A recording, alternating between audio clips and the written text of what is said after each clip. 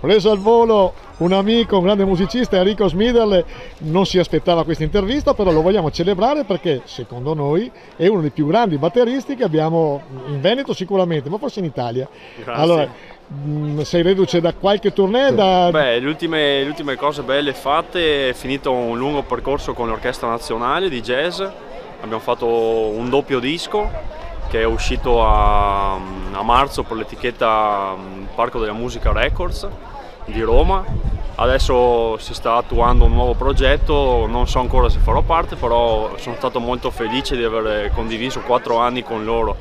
E altra cosa bella, siamo stati in tour a Budapest con gli Oliver Onions, che per chi non li conosce sono tutti gli autori storici delle colonne sonore dei film di Bud Spencer e Terence Hill.